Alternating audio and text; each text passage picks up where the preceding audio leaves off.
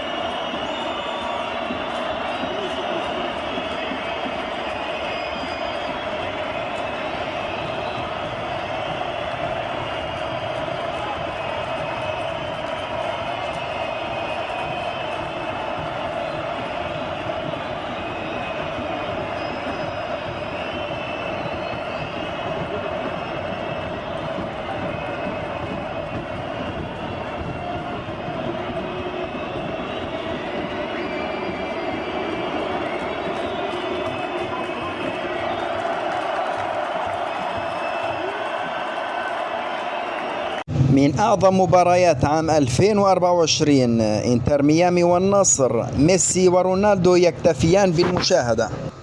رغم انتظار الجماهير في السعودية رؤية النجمين الخميس، شاهد ليونيل ميسي المباراة بين إنتر ميامي الأمريكي والنصر السعودي من مقاعد البدلاء، فيما جلس كريستيانو رونالدو في المدرجات.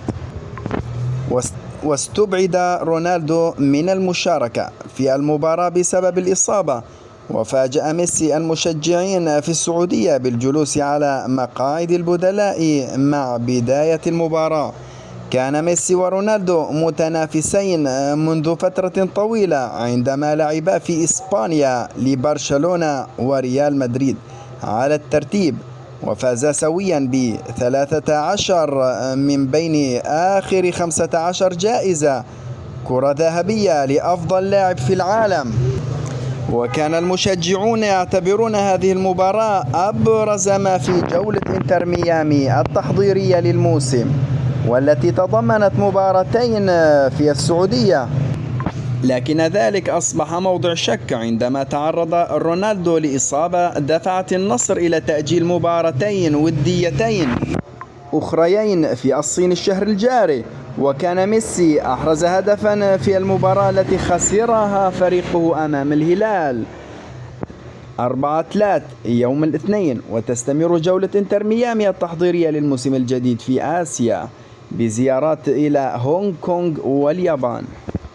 وانتهت المباراة بفوز النصر على إنتر ميامي ب6 أهداف نظيفة سجلها كل من أوتافيو وأندريسون وتاليسكا 3 أهداف، وإيمي ريك لابورت ومحمد خليل مران.